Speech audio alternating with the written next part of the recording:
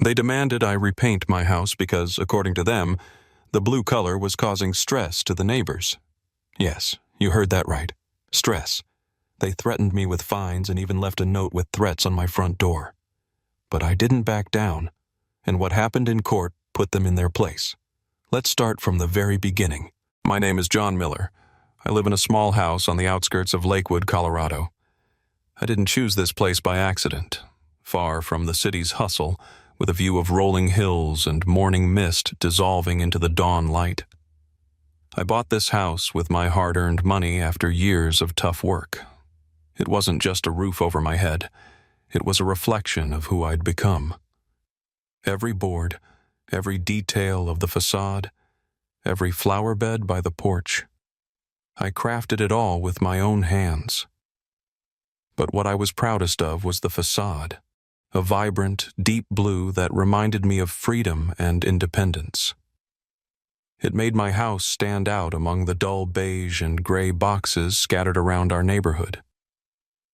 And you know what? I loved it. That morning started like any other. The sun was just rising, casting a warm, golden glow over my yard. I stepped onto the porch with a strong cup of coffee, savoring the quiet and the gentle breeze that lightly stirred the curtains in the open window. I could hear Charlie, the neighbor's dog, barking from across the street, and the mail truck had already disappeared around the corner.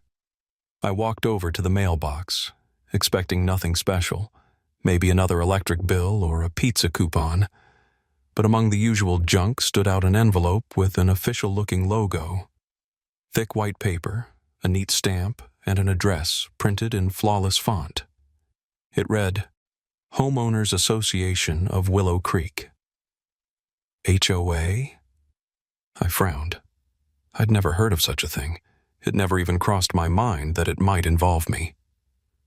Curious and slightly annoyed, I tore it open. Inside was an official letter.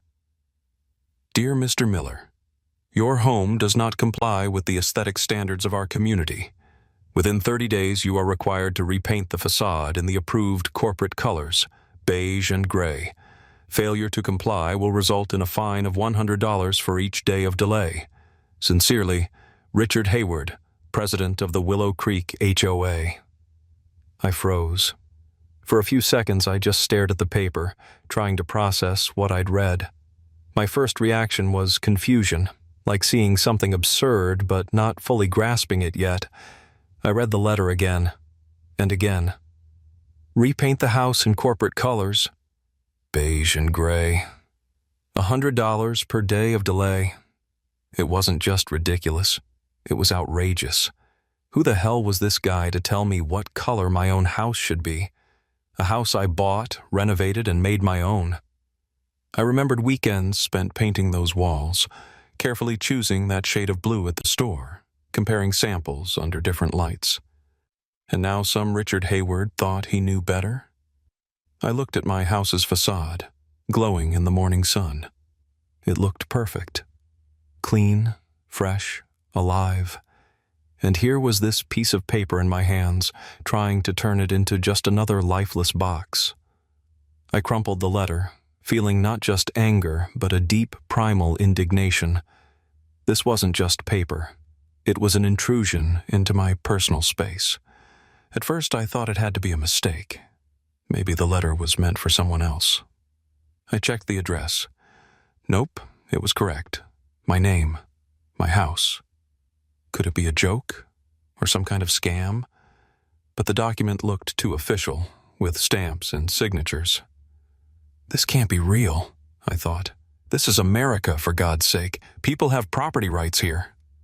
I went inside, tossed the letter onto the kitchen table, and sat down, staring out the window. My heart was pounding faster than usual. That slight irritation grew into genuine rage. This was the beginning of something bigger. I just didn't know yet how far it would go.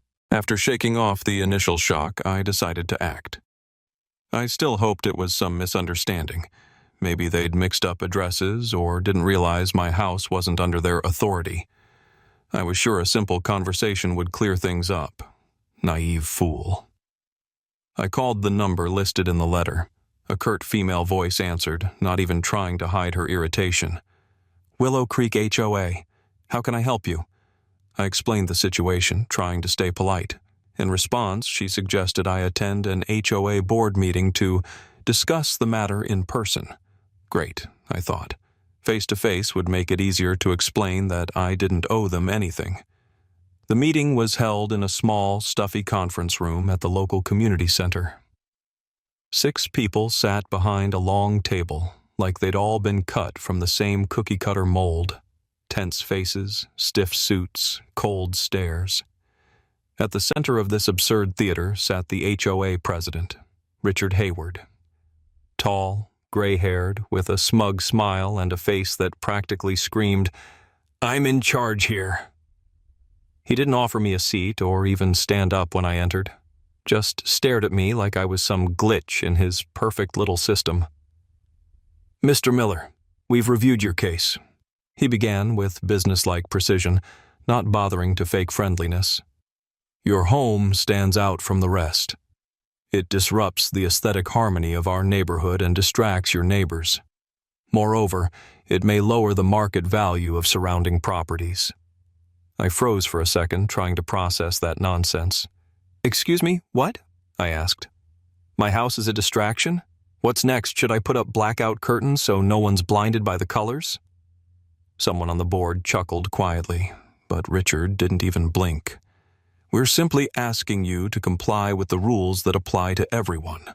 Harmony matters more than personal preferences." I held back, for now. "I never signed any documents binding me to your corporate standards. This house is my private property.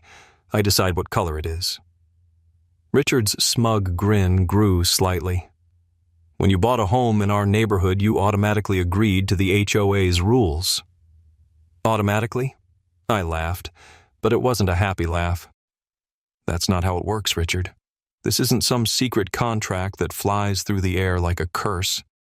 I'd have to sign something, and I didn't." Silence hung in the room. Richard smiled again, that thin, condescending smirk that made me want to flip the table. "You can argue all you want, but rules are rules. If you don't repaint your house within 30 days, we'll start fining you $100 for every day of non-compliance. And it'll keep adding up." This wasn't a discussion. It was an order. And I realized they never intended to listen. They didn't want to resolve anything. They just wanted me to comply, to force another non-conforming element into their tidy little box. I left that meeting fuming. My heart pounded so loudly it felt like others could hear it. But the worst part was knowing the conflict was just beginning. A week later, I woke up early and stepped onto the porch to get some fresh air. The first thing I noticed was a piece of paper pinned to the front of my house. A white sheet, tacked right into the wood siding. I tore it down in a fury. In large, crude black letters, it read, "Repaint or face the consequences." The handwriting was rushed, like the person was afraid of being seen. In that moment, everything changed. This wasn't about aesthetic standards or community harmony anymore. This was personal. Cold rage washed over me. I glanced around, trying to figure out who could have done it. None of the neighbors looked suspicious, but I felt their eyes. Someone knew who left that note. Maybe even Richard himself. I crumpled the paper in my fist and realized one thing. They picked the wrong guy. If they wanted a war, they'd get one. I was furious. This wasn't just a dispute over the color of my facade anymore. It was personal, a deep-seated sense of injustice. They were trying to force me to comply, as if I were some powerless pawn in their little game. But they had no idea who they were dealing with. The first thing I did was hire a lawyer. His name was Mark Wilson. He looked like the kind of guy who had confrontation for breakfast. Short, stocky, perpetually disheveled hair, and sharp eyes that seemed to pierce right through you. Mark knew exactly how to deal with bureaucrats and HOAs. His office was like a war zone, stacks of folders, case files on neighbor disputes, and legal books that looked like he used them not just for reading, but for intimidating opponents. When I told him my story, he didn't nod sympathetically or shrug. Instead, he smirked and said, "Oh, I love guys like them. They think if they've got a stamp and a stack of papers, they're gods. Let's see how they feel when the paperwork is used against them." We started gathering documents. The deeper we dug, the more we uncovered. It turned out my house was technically outside the official jurisdiction of the Willow Creek HOA. Their authority ended 2 blocks before my property line, but these geniuses had found a loophole. Some old agreement about boundary extensions for maintaining neighborhood uniformity, signed by the previous homeowner over a decade ago. No one thought to include this in the documents when the house was sold to me. They were banking on the fact that I'd never find out. "Classic move," Mark muttered, flipping through the files. "They exploit people's ignorance. But lucky for us, you're not the type to roll over." The legal battle began, and that's when the real circus started. The courtroom was packed. The HOA reps sat in neat rows up front, looking like an army of killjoys. Leading their little battalion was Richard Hayward himself, perfectly tailored suit, smug expression, and eyes that scanned me like I was just another item on his to-do list. Their lawyer, Thomas Brenner, was a wiry guy with a polished smile and a way of speaking like every word deserved a standing ovation. He strutted to the podium, straight as a rod, like he was about to address the UN, and launched into his monologue. "Your Honor, our client, the Willow Creek HOA, is deeply committed to the harmony and aesthetic integrity of our beautiful neighborhood. Mr. Miller's bright blue facade disrupts the visual balance and may cause stress to neighboring residents, negatively impacting their emotional well-being." Stress? I nearly laughed out loud. What's next? My house causes migraines? Food poisoning? Maybe someone had to seek therapy for blue-induced depression? Mark stood up, cool as ever, and fired back without missing a beat. "I'd love to hear exactly how the color blue causes stress. Does it hypnotize passersby? Perhaps Mr. Brenner will provide a doctor's note to support this claim." The judge struggled to suppress a smile, but the nonsense didn't stop there. They claimed my house was damaging the neighborhood's reputation, detrimental to the aesthetic experience, and could even decrease surrounding property values. They painted me as some sort of menace to suburban tranquility, as if I were a revolutionary or a vandal who dared to paint my house blue. But we were ready. We presented development plans proving my house was never officially within the HOA's jurisdiction. We had testimony from the previous owner confirming no agreements had been signed after he left. On top of that, we showed copies of threatening letters, including that note. "Repaint or face the consequences." Mark held it up like evidence in a criminal trial. "This is what they call harmony. This is their idea of community management, threats, intimidation." The courtroom went silent. I saw Richard Hayward's expression shift. The smug glint in his eyes vanished, replaced by pure rage. We brought in witnesses, neighbors who had been too afraid to speak up before but now testified about the HOA's tactics, fines for non-compliant mailboxes, excessively bright flowers, or even a noisy bike on the porch. This wasn't about community care. It was a system of control disguised as neighborhood beautification. I sat there, holding back my emotions, but inside I was boiling. This wasn't just a fight to keep my house blue. It was a fight for freedom, the right to be myself in my own home on my own land. And I wasn't going to lose. They picked the wrong guy. The day of the verdict arrived. I tried to stay calm, but inside a storm was brewing. I knew this wasn't just about me. It was about every person who'd ever been bullied by organizations like the Willow Creek HOA. This was more than a paint dispute. This was a battle for the right to exist freely in your own space. The courtroom was packed to the brim. The HOA reps were lined up in matching suits, as if conformity could win them credibility. Right in the middle sat Richard Hayward, his face the epitome of arrogance, wearing a smug grin like he'd already claimed victory. I sat beside Mark Wilson. He was calm, laser-focused, like a predator waiting to pounce.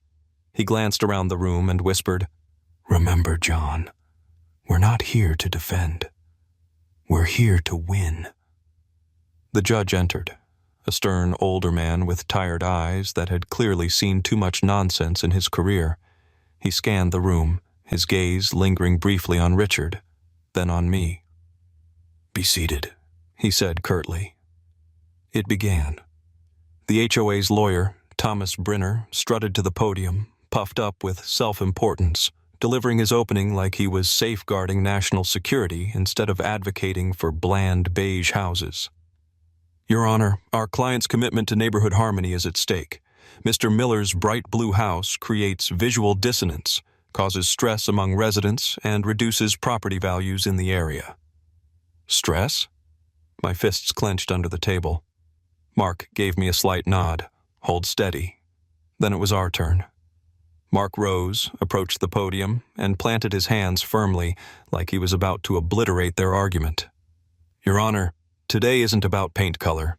It's about property rights. My client purchased his home legally, with no binding agreements to the HOA. As the evidence clearly shows, his house isn't even within their jurisdiction." He laid out our case. Maps, zoning plans, legal documents proving the HOA's overreach. But the coup de grace, Mark held up that note. "Repaint or face the consequences." He slowly circled the courtroom, holding it up for everyone to see. This is their idea of harmony? This is how they care for their community? Threats, intimidation, coercion. Silence. Richard Hayward's jaw clenched so hard I thought his teeth might shatter. His smugness had evaporated, replaced by simmering frustration. After the final arguments, the judge took his time, flipping through papers, weighing every detail. The room was thick with tension. My heart pounded like a drum. And then, the verdict.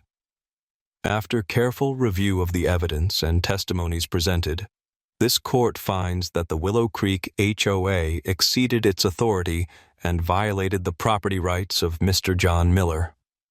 I held my breath. All imposed fines are hereby nullified. Furthermore, the HOA is ordered to cover the plaintiff's legal fees. That was it. That's all I needed to hear. A wave of relief crashed over me. It felt like a weight I'd carried for months had finally lifted. Mark gave a satisfied nod, the look of a hunter who'd landed the perfect shot. I glanced at Richard. His face was priceless. Gone was the arrogance, the certainty. He looked like a man who'd just realized his kingdom was built on sand.